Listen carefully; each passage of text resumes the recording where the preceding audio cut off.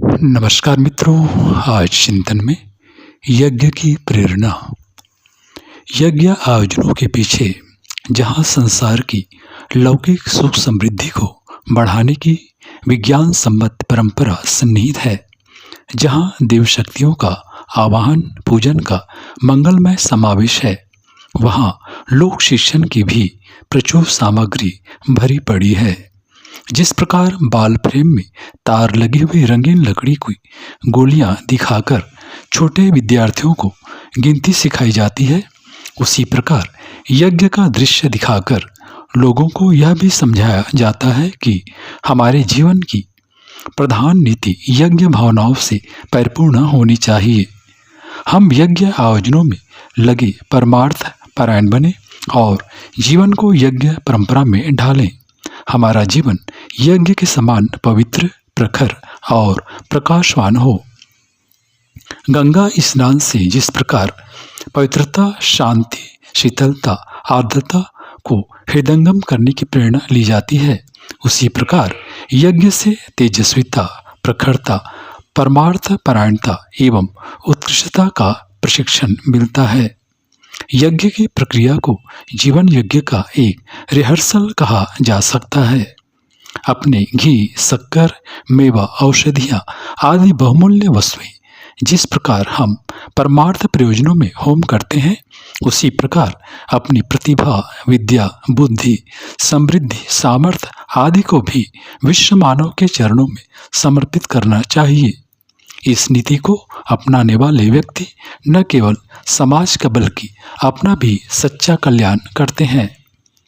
संसार में जितने भी महापुरुष देव मानव हुए हैं, उन सभी को यही नीति अपनानी पड़ी है। जो उदारता, त्याग, सेवा और परोपकार के लिए कदम नहीं बढ़ा सकता, उसे जीवन की सार्थकता का श्रेय और आनंद भी नहीं मिल सकता। यज्ञ प्रेरणाओं का महत्व समझते हुए ऋग्वेद में यज्ञाग्नि को पुरोहित कहा गया है।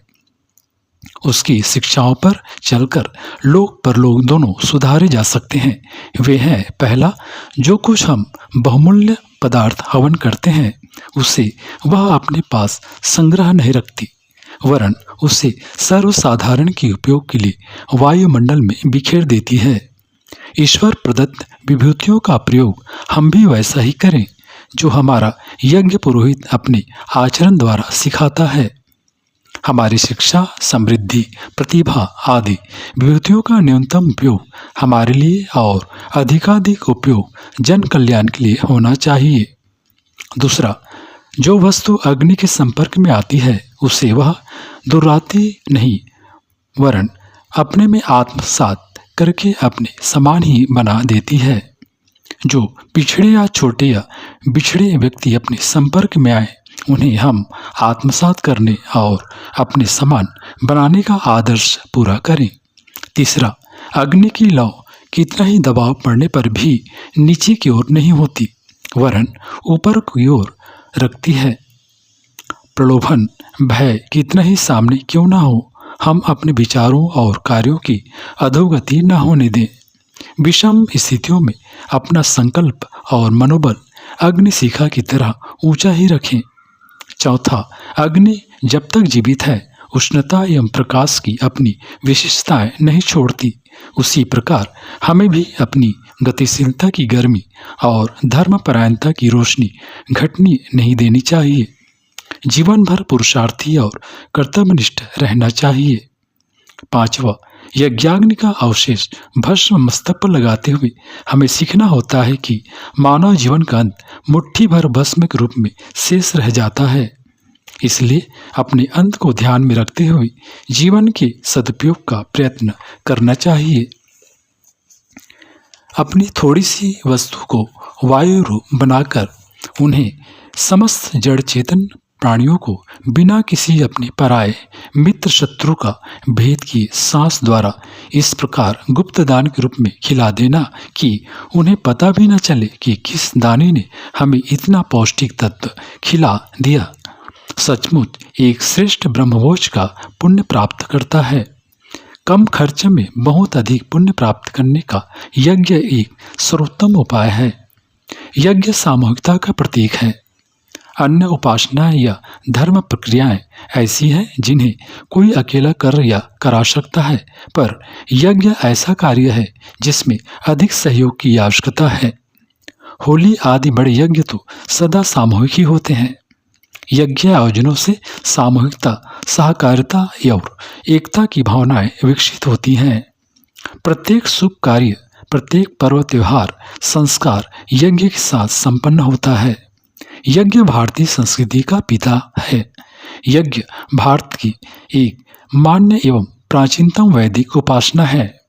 धार्मिक एकता एवं भावनात्मक एकता को लाने के लिए ऐसे आयोजनों की सर्वमान्य साधना का आश्रय लेना सब प्रकार दूरदर्शितापूर्ण है।